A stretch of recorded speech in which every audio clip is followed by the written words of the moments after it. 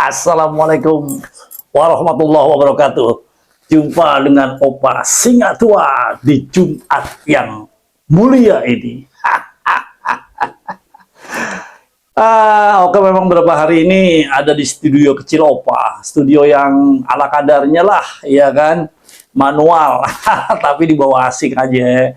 Yang penting amanah untuk menyampaikan informasi-informasi yang bisa rakyat membuka matanya. Jadi rakyat terbuka matanya dan rakyat harus tahu politik, harus membuka mata, harus paham politik. Kalau kita tidak bisa paham politik, maka kita tidak tahu dampak dari beras naik atau dampak dari bensin naik. Nah, ini kita harus cerdas dalam masalah politik dan tidak harus backgroundnya apa dan bagaimana. Nah, dengan informasi ini lewat Opa Singa Tua Channel mungkin bisa bermanfaat dari studio yang manual yang biasa-biasa saja di sudut Kabupaten Bogor. Oke, yang pertama Opa akan nyampaikan ini ya, terbitan-terbitan update ya, yang kita tahu dari beberapa medsos. Kim Jiping, Kim Jiping katanya di tahanan kota, tahanan rumah sudah 10 hari ya, sudah mau masuk 10 hari sama 20 hari. Ya, Kim Jiping. Ini berdampak pada siapa? Selamat sore, ini VT 359 ya. Kita ngobrol-ngobrol mengenai kunjungan Pak Prabowo ke Singapura. Jadi, rupanya pasca pertemuan Prabowo dengan Li Qiang di istana dan pesta-pesta di mana Perdana Menteri Cina itu dijamu oleh Prabowo, pulang-pulang ke Cina itu Xi Jinping rupanya sudah tahanan rumah 8 hari. Jadi sebagai reward dari Prabowo yang telah menemukan bukti-bukti. Jadi begini, kira-kira begini ya. Modus utang tersembunyi Cina itu adalah utang bodong. Bagaimana itu utang bodong? Jadi utang-utang perseroan itu seolah-olah PT Taspen, Waskita Karya itu utang sama Cina, Bank Cina, tapi nggak ada dokumennya. Jadi itu cuma surat menyurat aja ya, bahwa ya kamu utang gitu ya. Nah, kenapa ini dibantu oleh Cina? Karena duitnya itu ada di Indonesia, jadi uang koruptornya dari BUMN, ya, itu seolah-olah dapat duit dari utang Cina. Tapi utangnya itu bodong, utangnya itu nggak ada. Jadi itu uangnya orang Indonesia yang ada di Indonesia yang dijadikan utang seolah-olah dari Cina. Cuman Cina itu dapat konsesi smelter nikel gratis. Berdampak pada jawab sendiri, berdampak pada Jokodok. Berdampak. Itu makanya Allah sangat membuka aib daripada makhluknya yang menjolimi rakyat. Yang namanya penjoliman kepada rakyat, 280 juta rakyat, kebohongan, tipu-tipu, rakyat dalam tekanan, dia hanya memberikan pada dinasti, keluarganya, konco-konconya, kroni-kroninya. Ada waktunya. Ada waktunya. Nah, Allah membuka semua aib lewat Kim Jiping yang sekarang ini 20 hari tahanan rumah atau tahanan kota. Ya, di sini si Opa dapat beritanya adalah duit korupsi BUMN dimanipulasi Jokowi menjadi utang fiktif di Bank Tiongkok. Dampaknya ke Kim Jiping, nah, Kim Jiping juga korupsi. Nah, akhirnya ini imbasnya kepada si tanya sendiri. Oke, kemudian Opa juga dapat berita ini nih, kalau kalian mau daftar anak-anak saudara kalian semua mau masuk universitas yang instan, ya, yang instan, cukup Universitas Pasar Pramuka atau disingkat UPP.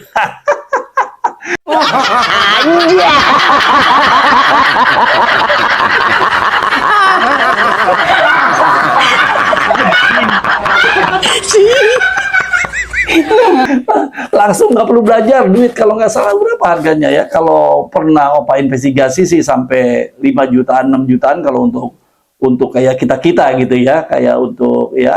Tapi kalau untuk buat pejabat seperti yang lainnya ya mungkin kayak level-level, apalagi mau jadi presiden kan.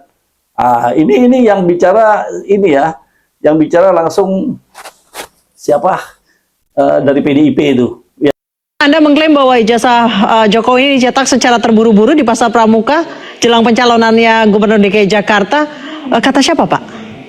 Gini, karena saya satu di antara yang ikut ke Jogja dan ke Solo, saya melihat langsung ya bahwa UGM dan Jokowi tidak memberikan jawaban yang memuaskan. Kalau UGM tidak mengakui, berarti ini ada tempat lain di mana barang ini diterbitkan. Maka saya langsung melacak. Maksudnya Pak, UGM tidak mengaku menerbitkan ijazah ini? Ya, karena artinya gini, UGM belum menjawab secara pas gitu ya dengan tuntutannya Roy Suryo dan kawan-kawan ya, masih menghindar terus ya. Informasi cetak di Pramuka, Bapak jadi pernah Bapak datang ke Pramuka atau Bapak melihat tanda buktinya atau Bapak menghubungi orang yang mencetak ijazah itu gitu? Ada pertemuan yang membahas kekurangan dokumen Jokowi untuk dibawa ke KPU. Oke. Sehingga dicarilah jalannya, ketemulah Dhammadhani Iskandar dan kawan-kawan itu. Maka disitulah dirancang, didesain bagaimana semua ijazah itu dibuat. Ya kan? Karena terdesak ada kekurangan KPU, dari KPU kemudian langsung menyusul ke Pasar Pramuka. Jadi UPP, Universitas Pasar Pramuka.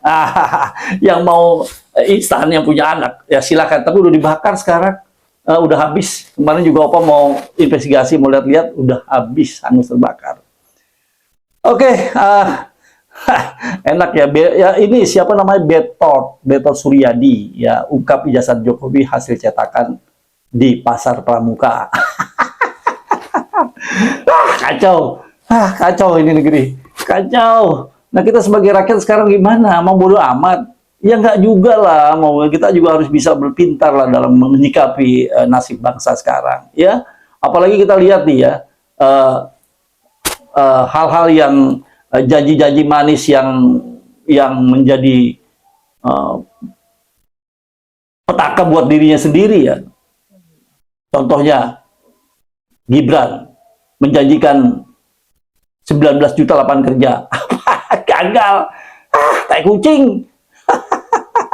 Kemudian Jokowi gagal pindah ke IKN. Judulnya gagal nih pindah ke IKN.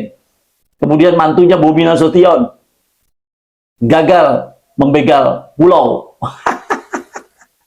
Kemudian LBP gagal kuasai tambang migas. Akhirnya 4 pulau dikembalikan, ya kan? Allah punya semua rencananya, semua Allah yang punya kuasa semuanya. Apapun. Nah, kemudian Mendagri gagal. Adu domba rakyat Aceh dengan Sumatera Utara. Kemudian keempat si Bahlil gagal kuasai Raja 4. Allah punya kuasanya. Makanya untuk itu kita sebagai rakyat banyak-banyaklah berdoa untuk nasib negeri kita ini. Dari kungkungan, dari rongrongan dinasti yang begitu menggurita. Lawan kita adalah ikhtiar, bergerak, dan doa. Doa aja tidak bergerak juga sama juga bohong, ya kan? Gitu. Oke, itu sih yang paling menarik dari beberapa berita yang Opa dapatkan ya. Ternyata di sini kuliahnya teknologi kayu Pasar Pramuka. Teknologi kayu Pasar Pramuka. Allahu Akbar. Oke, kalau kemarin Opa tuh membacakan ini ya, membacakan surat terbuka dari abang, sahabat, saudara, wartawan senior Edi Mulyadi, dari jurnalis, dari rakyat biasa. Kayaknya nggak sinkron. Kalau Opa, kayaknya enak nih Opa bacakan surat terbukanya Muzakir Manaf atau Mualim, Gubernur Aceh yang kemarin, alhamdulillah beliau memperjuangkan datang ke Jakarta dan langsung konferensi call dengan Bapak Prabowo di Bapak Suryo lagi kunjungan ke Rusia kalau nggak salah ya. Kemudian diputuskannya 4 pulau Aceh tetap ada di tanah Aceh. Nah, ini Opa mau bacakan surat terbukanya Muzakir Manaf yang ditujukan kepada Bapak Presiden Prabowo Subianto. Kayaknya kalau kemana Bapak Bang Edi punya surat, sekarang Opa bacakan biar asik sinkron gitu ya. Jadi ketemu nih ininya ya. Oke ya, Opa bacakan surat terbuka dari Bapak Muzakir Manaf selaku Gubernur Aceh, yang surat ini ditujukan kepada Bapak Haji Prabowo Subianto sebagai Presiden Republik Indonesia. Dan surat ini sudah lama ya, memang sudah ramai di media sosial, tapi tidak ada salahnya bila Opa membacakan kembali untuk sahabat saudaraku di channel Opa Singatua. Kita coba ya bacakan. Judulnya Pulau Kami, Harga Diri Kami. Bapak Presiden yang saya hormati, Haji Prabowo Subianto, sahabat seperjalanan yang dulu pernah menjadi lawan, kini menjadi saudara dalam cita-cita besar Republik Indonesia. Izinkan saya menulis surat terbuka ini bukan sekedar sebagai Gubernur Aceh, melainkan sebagai seorang anak bangsa yang pernah berseberangan jalan dengan Bapak, tetapi kini dipertemukan oleh jalan damai dan persatuan. Barangkali tak banyak pemimpin republik ini yang memahami Aceh sedalam Bapak dahulu. Kita pernah berdiri di dua sisi berbeda dari sejarah. Saya di hutan-hutan Aceh, memimpin pasukan Gerakan Aceh Merdeka atau GAM, memperjuangkan hak-hak rakyat kami. Bapak kala itu berdiri sebagai bagian dari militer Indonesia, menjaga kedaulatan negara. Kita pernah berhadapan dalam pertempuran yang getir di tengah darah dan air mata rakyat Aceh. Namun, sejarah menuntun kita ke jalan yang tak pernah kita bayangkan sebelumnya. Perjanjian Damai Helsinki membuka pintu persatuan. Senjata kami letakkan. Dendam kami kubur dan kami memilih berjalan bersama dalam bingkai negara kesatuan Republik Indonesia. Jalan itu tidak mudah, tetapi kami berani melangkah demi anak cucu Aceh yang haus damai. Sejak 2012, saya menambatkan kepercayaan politik saya kepada Bapak.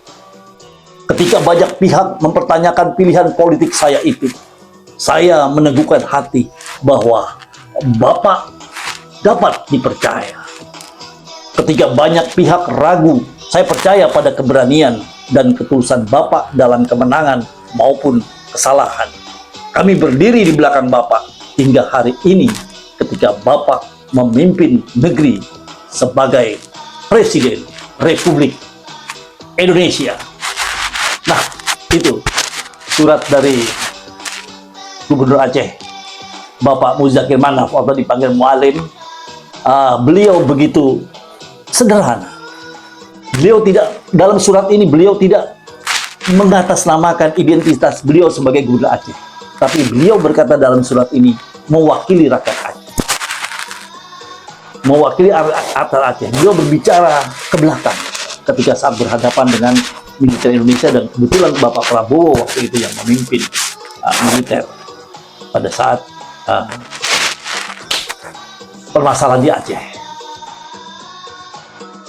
Dan dalam surat ini Helsinki lah yang menjadi halte perdamaian antara GAM dan NKRI, sehingga dengan legowo GAM meletakkan senjata untuk bisa sama-sama berjalan bersama dalam bingkai negara kesatuan Republik Indonesia. Nah, itu saja apa yang Opa bisa sampaikan dalam pagi ini mengenai yang pertama, Universitas UPP, Universitas Pasar Pramuka.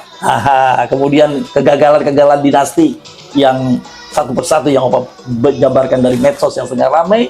Kemudian juga Opa lengkapi dengan surat terbuka dari Bapak Mualim Muzakir Manaf, Gubernur Aceh. Itu saja pagi ini Opa bisa sampaikan. Terima kasih atas perhatiannya. Salam perjuangan dari Opa Singa Tua.